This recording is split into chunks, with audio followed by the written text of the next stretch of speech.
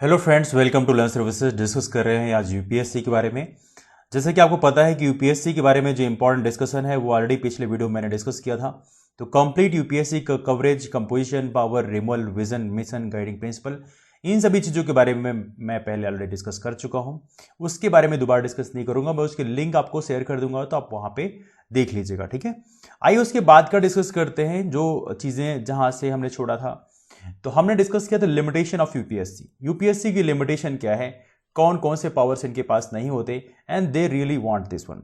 देखा है तो नॉट कंसल्टेड फॉर रिजर्वेशन, यदि रिजर्वेशन देने की बात होती है यूपीएससी में तो वहां पर कभी कंसल्ट नहीं किया था। या यूजुअली एससी एसटी जो कम्युनिटीज के लोग हैं या ओबीसी कम्युनिटी के लोग हैं, उनको अलॉटमेंट ऑफ सर्विसेज में जो रिजर्वेशन मिलता है उसमें भी कंसल्ट नहीं किया था। दूसरा दिखाया तो not consult for group C and group D post. जो ग्रुप सी और ग्रुप डी पोस्ट होती हैं, जो ए और बी तो टॉप ग्रेड हो गया, इसके बाद सी और डी जो है बेसिकली जो सेंट्रल सर्विसेज होती हैं वहां पर जो क्लरिकल स्टाफ होता है, बहुत सारी पोस्ट होती हैं, वहां पे भी कंसल्ट नहीं किया था उनके अपॉइंटमेंट के लिए। और तीसरा जो सबसे इंपॉर्टेंट है यहाँ पे लिखा हुआ है वो ये है कि किसी भी कमीशन के चेयरमैन हैं या ट्रिब्यूनल्स हैं, वहां पे भी किसी पोस्ट में कंसल्ट नहीं किया था। नॉट कंसल्टेड फॉर चेयरमैनशिप और membership of commissions, for chairmanship of membership of commission. अब देखिए ये काफ़ी महत्वपूर्ण है कि यहाँ पे कोई कंसल्ट नहीं किया था, क्योंकि दे डोंट फील लाइक कि यहाँ पे कंसल्ट करना ज़रूरी है, और यूजुअली वो सेंट्रल गवर्नमेंट ही अपॉइंट करती है ना। नॉट कंसल्टेड फॉर चेयरमैनशिप और मेंबरशिप ऑफ कमीशन बोलें या ट्रिब्यूनल बोलें, दोनों ही चीज़ें आती हैं, कमीशन और ट्रिब्यूनल्स। कोई ट्रिब्यूनल यदि अपॉइंट करना है तो वहाँ भी इनसे कोई कंसल्ट नहीं किया था, ये भी आप याद रखेंगे। हाईएस्ट डिप्लोमेटिक ऑर्डर की जो पोस्ट होती हैं वहाँ भी कोई कंसल्ट नहीं किया था, तो ये आप याद रखें। जैसे कि एम्बासीज हैं, एम्बेसडर्स अपॉइंट करने हैं, तो यहाँ पे हाईएस्ट डिप्लोमेटिक ऑर्डर की जो पोस्टर्स होती हैं वहाँ भी कंसल्ट नहीं किया था। हाईएस्ट डिप्लोमेटिक नेचर मतलब मैं सीधे बोलूँ कि जो हमारे एम्बेसीज होते हैं, चूँकि आपको पता होना चाहिए, जो आप आईएफएस बनते हैं वो एम्बेसडर के अंदर में काम करते हैं, चूँकि वहाँ बहुत सारा स्टाफ होता है। तो ऐसा नहीं कि आपको जाते ही आपको एम्बेसडर बनाते हैं। तो जो एम्बेसडर का अपॉइंटमेंट होता है वहाँ पर यूपीएससी से कंसल्ट नहीं किया था, ठीक है। तो ये भी आप याद रखेंगे, ऑलराइट। तो ये रहे कुछ महत्वपूर्ण क्लासिफिकेशन लिमिटेशंस के लिए। जैसे कि मैंने आपको डिस्कस किया था, ये टेम्परेरी प्रोविजन के लिए किसी को अपॉइंट करना है तो वहाँ भी कंसल्ट नहीं किया था, 1 साल से कम के लिए अपॉइंट करना है, तो ये ऑलरेडी डिस्कस कर लिया हमने। तो इसको भी आप याद रखिएगा, this is also very very important one, ठीक है। अब यहां पे पॉइंट ये है कि कॉन्स्टिट्यूशन में कुछ चीजें लिखी हुई है। तो कॉन्स्टिट्यूशन में क्या लिखी है, तो अकॉर्डिंग टू कॉन्स्टिट्यूशन, यदि हम कॉन्स्टिट्यूशन की बात करें तो कॉन्स्टिट्यूशन में लिखा हुआ है कि यहां पर जो प्रेसिडेंट होंगे उनके पास ये पावर होगा कि वो किसी भी पोस्ट सर्विसेज या मैटर्स का जो मैटर है वो यूपीएससी से कंसल्ट लेना जरूरी ना समझें। तो देखा जाए तो कॉन्स्टिट्यूशन में प्रॉपर्ली लिखा हुआ है, constitution states that according to constitution, यहां पर लिखा है कि प्रेसिडेंट इन रिस्पेक्ट ऑफ क्या बोल रहा हूं मैं, इन respect of all India services, जिन्हें बोलते हैं अखिल भारतीय सेवा, इन respect of all India services, जिन्हें हम बोलते हैं अखिल भारतीय सेवा, जो वो आईएएस हैं, आईपीएस हैं, और इंडियन फॉरेस्ट सर्विसेज आते हैं, या सेंट्रल सर्विसेज हैं। सेंट्रल सर्विसेज का मतलब ये है कि जितनी भी रेवेन्यू सर्विसेज हैं या जो ये टॉप सर्विसेज हैं, इन सभी के लिए, and central services make regulation, ऐसा कुछ रेगुलेशन बना दें, it shall not be necessary for UPSC to be consulted, है ना। In respect of these one can make regulations, in respect of these can make regulations, ऐसे कुछ regulations बना दें where it's not necessary to consult,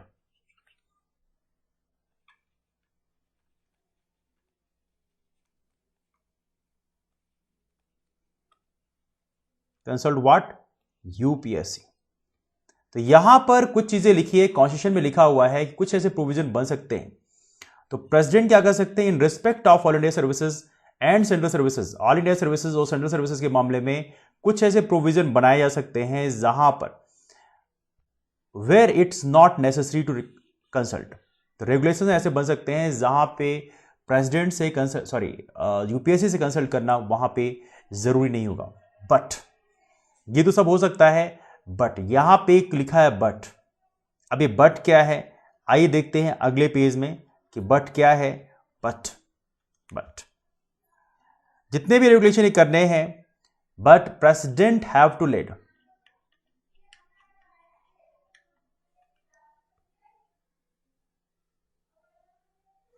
President shall lead it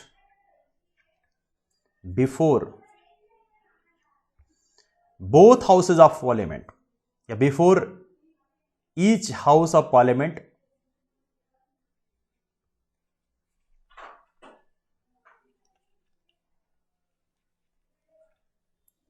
for at least 14 days,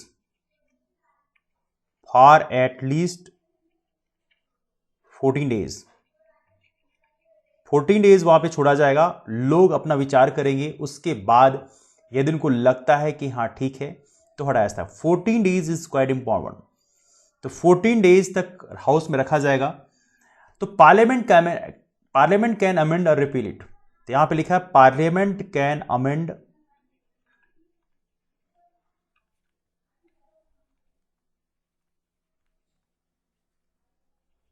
और repeal it. मतलब ऐसा नहीं है कि ये अपने आप कर लेंगे, ये पार्लियामेंट में रखा जाएगा। पार्लियामेंट के पास ये पावर होगा कि पार्लियामेंट उसको एक्सेप्ट करे या ना करे, ये पावर पार्लियामेंट के पास होगा, ये भी आप याद रखेंगे।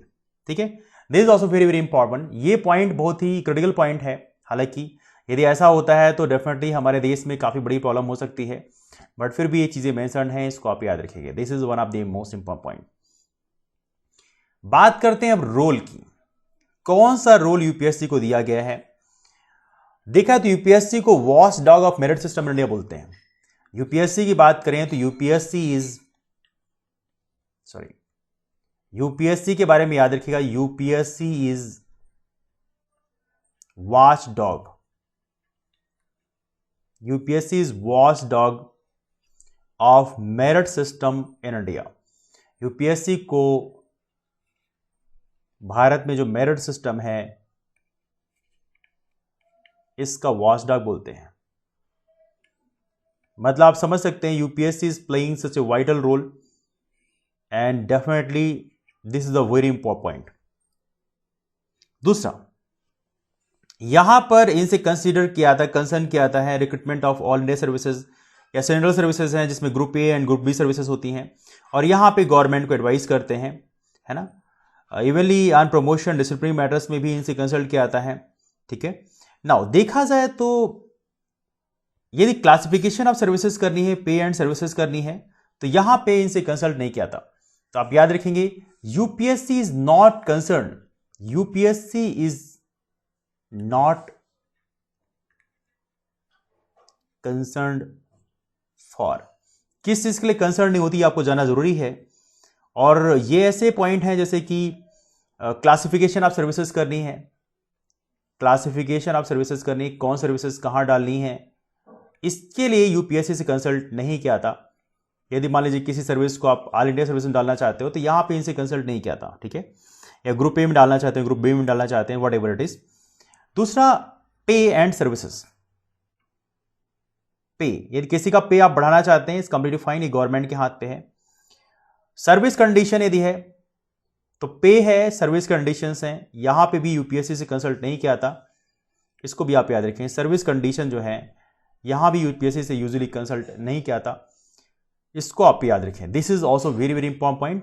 ठीक है, इसके बाद अगला जो पॉइंट है वो एक और है, कैडर मैनेजमेंट। कैडर मैनेजमेंट के लिए भी इनसे कोई कंसल्टेशन नहीं किया था। कैडर मैनेजमेंट का मतलब ये है कि मान लीजिए कुछ को हम किसी और कैडर में डालना चाहते हैं, कुछ को कैडर मैनेजमेंट कैसे अलॉट किया जाएगा। जैसे प्रेजेंटली आपने सुना होगा एक नया सिस्टम सेंट्रल गवर्नमेंट लेके आई है जहाँ पे जोनल सिस्टम लेके आए हैं, मतलब स्टेट, कई सारी स्टेट्स को हमने जोन में बांट दिया है और आप उसमें से एक को ही एक बार में चूज कर सकते हैं। तो ऐसा कुछ सिस्टम बना रखा है इन्होंने। तो कैडर मैनेजमेंट के लिए भी आप इनसे कंसल्ट करने की जरूरत नहीं है। एवली ट्रेनिंग हम किसको, सिलेक्शन होने के बाद किसको कहाँ ट्रेनिंग देनी है, लवास्ता में देनी है, कहाँ देनी है, तो ये सारी चीज़ों के लिए कंसल्ट नहीं किया था। तो these are some important points. हालांकि ये इतने ही मुश्किल नहीं, और भी बहुत सारे पॉइंट्स हैं, but these are some important points, इनको आप याद रखेंगे। इन मैटर्स में यहाँ पे कंसल्ट नहीं किया था। ये मैटर कौन हैंडल करता है, ये मैटर कौन हैंडल करता है, इसको कौन हैंडल करता है? It is handled by, comment करना चाहेंगे आप लोग, it is handled by exactly department of, basically देखा जाए तो department of personnel and training जो है ये हैंडल करता है। तो आप याद रखेंगे it is handled by department of personnel and training, department of personnel and training, department of personnel and training ये सारी चीजों को हैंडल करता है। ये आप याद रखें, बहुत ही महत्वपूर्ण डिपार्टमेंट है। जितनी भी ट्रेनिंग है, किसको कितना अलॉटमेंट करना है, कैडर मैनेजमेंट क्या है, ये सारा काम डिपार्टमेंट ऑफ पर्सनल ट्रेनिंग कर रहा है। इसको आप याद रखें। डिपार्टमेंट ऑफ पर्सनल ट्रेनिंग देखा है तो एक डिपार्टमेंट है ministry of personnel public grievance and pension का, इसको आप याद रखेंगे। तो मिनिस्ट्री ऑफ पर्सनल, ये मिनिस्ट्री का नाम भी याद रखिएगा। ये कौन सी मिनिस्ट्री के अंदर आता है? ये मिनिस्ट्री है, ये बहुत ही महत्वपूर्ण है, ministry of personal, ministry of personnel public grievances, public grievances and pension. इस मिनिस्ट्री के अंतर्गत एक डिपार्टमेंट है जिसका नाम है मिनिस्ट्री ऑफ पर्सनल। हालांकि यहां पर 3 डिपार्टमेंट आते हैं इसके अंतर्गत, उसमें ministry of department of personal एक डिपार्टमेंट है जो इसको हैंडल करता है। ठीक है, तो यूपीएससी एक सेंट्रल रिक्रूटिंग एजेंसी है, जबकि department of personnel and training is the central personal agency, है ना। तो ये थोड़ा सा आप लोग याद रखिएगा। तो यहां पर यूपीएससी क्या है? यूपीएससी काम केवल रिक्रूटमेंट का है। यूपीएससी एक सेंट्रल रिक्रूटिंग एजेंसी के रूप में काम करती है, सेंट्रल रिक्रूटिंग एजेंसी के रूप में काम करती है। इसके अलावा इनका ज़्यादा काम होता नहीं है। सेंट्रल रिक्रूटिंग एजेंसी के रूप में काम करती है, लेकिन बाकी जो काम होता है, बाकी काम करने के लिए यहाँ किसको बैठाया हुआ है? बाकी काम करने के लिए बैठाया हुआ है यहाँ पे department of personnel and training. तो department of personnel and training जो बाकी काम करता है, तो इसको आप याद रखें, department of personnel and training take care of rest of the things. Recruitment आपने किया, बाकी ट्रेनिंग किसको कराना है, किसको क्या कैडर अलॉटमेंट करना है, ये काम ये करते हैं। तो इसको आप याद रखें। तो ये काम क्या करते हैं? इनको बोलते हैं central personal agency in India, इन्हें बोलते हैं central personal agency in India, central personal agency in India. Alright, तो यूपीएससी की देखा जाए तो ऐसा नहीं कह सकता हूं कि लिमिटेड है, बट रिकमेंडेशन का जो है वो एडवाइजरी नेचर है, तो बाइंडिंग नहीं है। तो ये आप याद रखेंगे, this the very very important point. UPSC की जितनी भी रिकमेंडेशन है उसको आप याद रखें कि यूपीएससी के जो रिकमेंडेशन, यूपीएससी रिकमेंडेशन, हालांकि इस पॉइंट को मैंने कई बार ऑलरेडी बता चुका हूं, UPSC recommendation is advisory. UPSC के जितनी भी रिकमेंडेशन है वो एडवाइजरी है। क्या है? एडवाइजरी नेचर की है। गवर्नमेंट इनकी बात को माने ना माने ये गवर्नमेंट की मर्जी पर डिपेंड करता है।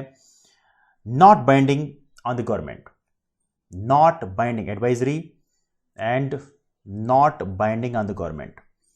गवर्नमेंट पे ये बाध्यकारी नहीं है, not binding on the government. ये बहुत ही महत्वपूर्ण पॉइंट है, इसको आप जरूर याद रखें। ठीक है, ये बहुत ही ऑब्वियस चीज है, ये मैंने कई बार डिस्कस किया है। गवर्नमेंट चाहे तो इसको रिजेक्ट कर दे, गवर्नमेंट इसको एक्सेप्ट करे रिजेक्ट करे, कंप्लीटली मर्जी पे डिपेंड करता है। ठीक है, हाँ, गवर्नमेंट के को इतना जरूर करना होगा कि रिकमेंडेशन को रिजेक्ट करते हैं तो वहां पे आपको आंसरेबिलिटी होगी, आपको आंसर करना पड़ेगा पार्लियामेंट के अगेंस्ट में। दैट सिंपल, थोड़ा सा यहां पे थोड़ा सा हल्का सेफ गार्ड मिला हुआ है।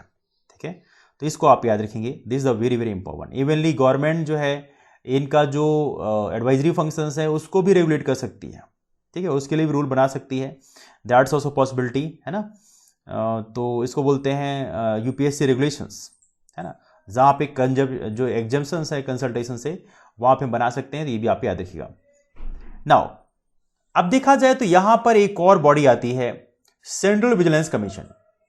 हालांकि पहले यूपीएससी काफी बड़ा काम था, लेकिन जब से सेंट्रल विजिलेंस कमीशन आई है, तो इन्होंने एक अलग ही काम करना शुरू कर दिया। सेंट्रल विजिलेंस कमीशन का इमरजेंस होता है कब से? 1964 से। इसे बोलते हैं राष्ट्रीय सतर्कता आयोग, सेंट्रल विजिलेंस कमीशन 1964 से यहां पे हुआ। तो take care of disciplinary matters, तो यहां पे यदि कोई डिसिप्लिनरी मैटर्स है यहां पर इनसे कंसल्ट किया जाता है, तो take care of disciplinary matters.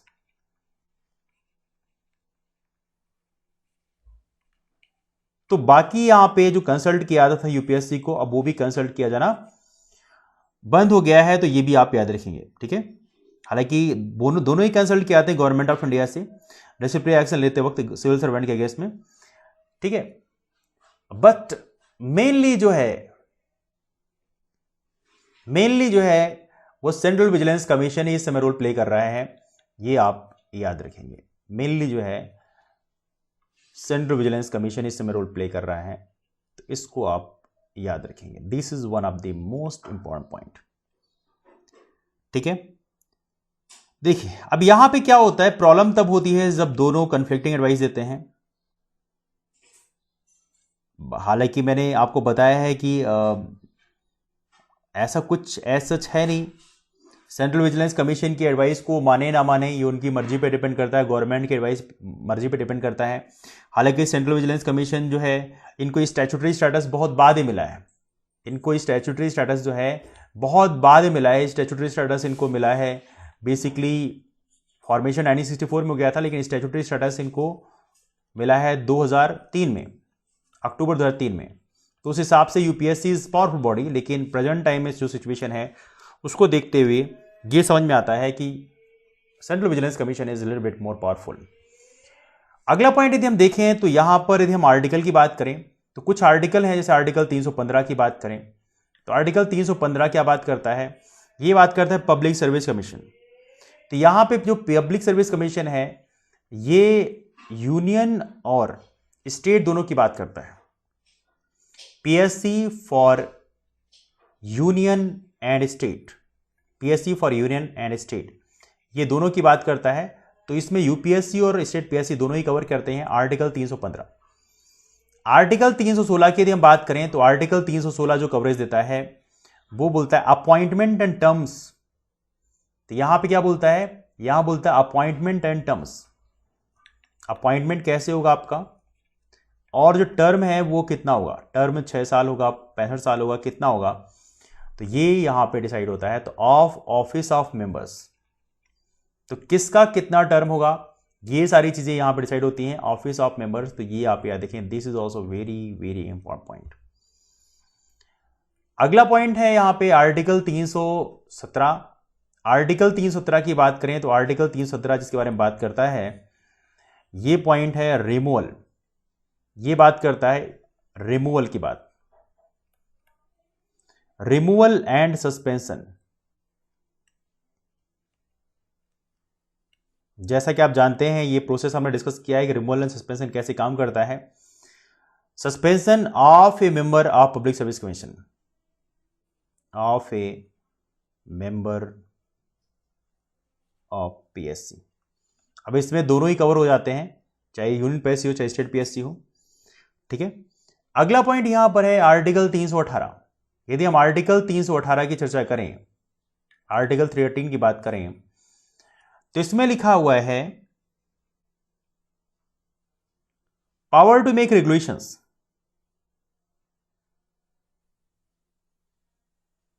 ठीक है,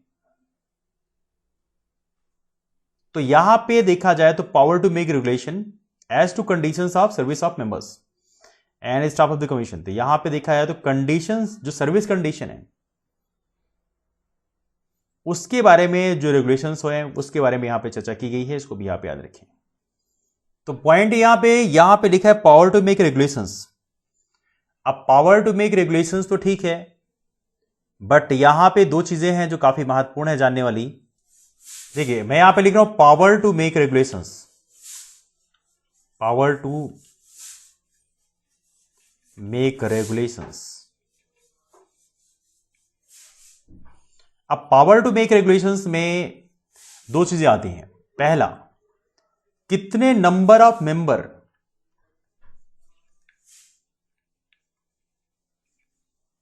इज डिसाइडेड,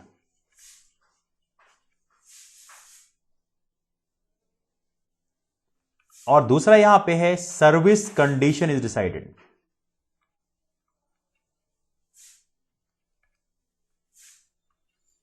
इस आर्टिकल के अंतर्गत जो नंबर ऑफ मेंबर हैं कितने डिसाइड होंगे, और जो सर्विसेज कंडीशन है वो क्या होगी ये भी डिसाइड किया जाता है। तो ये दोनों इंपॉर्टेंट पॉइंट हैं, इसको आप याद रखें। सर्विस कंडीशन भी यहां पर डिसाइड होती है। ये है पावर टू मेक रेगुलेशंस। तो condition of service of members and staff of the commission, तो ये सारा का सारा डिसाइड किया जाता है।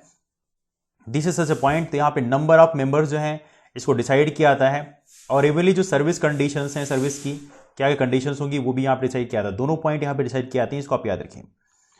अगला आर्टिकल है आर्टिकल 319। आर्टिकल 319 की बात करें तो ये बात करता है प्रोहिबिशन, ठीक है।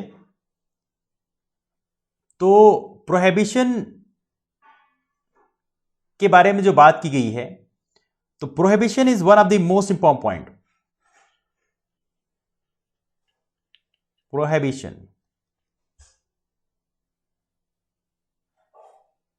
For further job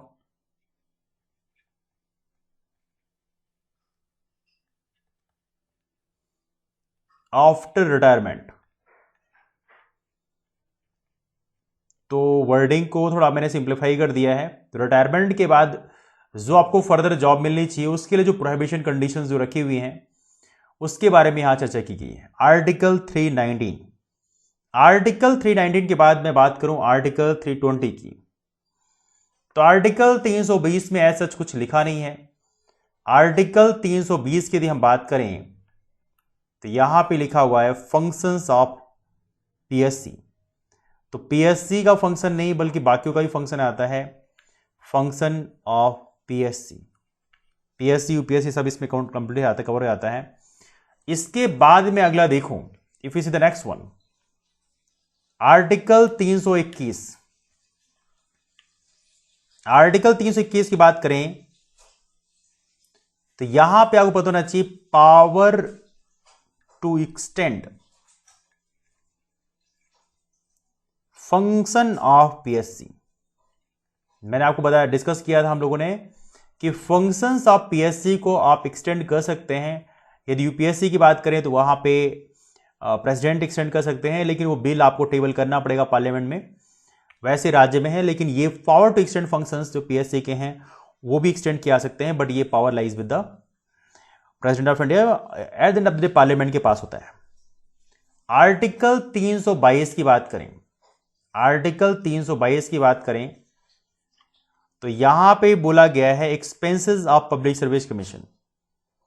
well, expenses का मतलब यह है कि जो ऑफिस एक्सपेंसेस हैं या उस ऑर्गेनाइजेशन को रन करने के लिए एक्सपेंसेस ऑफ पीएससी जो हैं, जो खर्च है वो यहां पे कवर किया गया है। आर्टिकल 323 जो सबसे इंपॉर्टेंट है, one of the most important article, और यहां पे लिखा गया है कि रिपोर्ट, जो रिपोर्ट है पीएससी की उसके बारे में चर्चा की गई है। और आपको डिस्कस किया था मैंने, रिपोर्ट जो है प्रेसिडेंट के मामले, यूपीएससी के मामले में प्रेसिडेंट, और स्टेट पीएससी के मामले में स्टेट गवर्नमेंट, स्टेट गवर्नर, ये टेबल करते हैं रिस्पेक्टिव लेजिस्लेचर में। तो भी आप याद रखें, this is also very very important point, ठीक है। तीसरे कुछ महत्वपूर्ण पॉइंट यूपीएससी के बारे में। तो I think we covered almost all aspects. जो पिछला वाला वीडियोस को जरूर देखिएगा, वहां पे यूपीएससी के बारे में ऑलमोस्ट हर एक चीज मिल जाएगी। तो इस वीडियो में मैंने ऑलमोस्ट बाकी चीजें जो बची थी उसको मैंने कवर कर लिया। तो डिस्कशन को भी यहीं से वाइंड अप करेंगे। आप सभी लोग यहाँ पे आए इसलिए thank you so much. So that's all for now. ये एक सीरीज मैंने स्टार्ट किया है जहां पे पॉलिटी कंप्लीट कवरेज किया जा रहा है, जहां पे कॉन्स्टिट्यूशनल बॉडी, स्टैट्यूटरी बॉडी को फिलहाल हम कवर कर रहे हैं, उसके बाद हम बाकी पॉलिटी पोर्शन को भी कवर करेंगे। दैट्स ऑल फॉर नाउ, मिलते हैं फिर, bye bye, take care, have wonderful day ahead. एक चीज और भी है, यदि आप टेलीग्राम के ग्रुप को फॉलो करना चाहते हैं तो टेलीग्राम में मैंने एक नया चैनल स्टार्ट किया है, इसका नाम है Learn Services. Learn Services group का नाम है, तो आप सर्च करिएगा Learn Services, you will find me over there. तो मिलते हैं फिर, bye bye, take care, have wonderful day ahead, keep forward and thank you so much all of you, take care, thanks so much.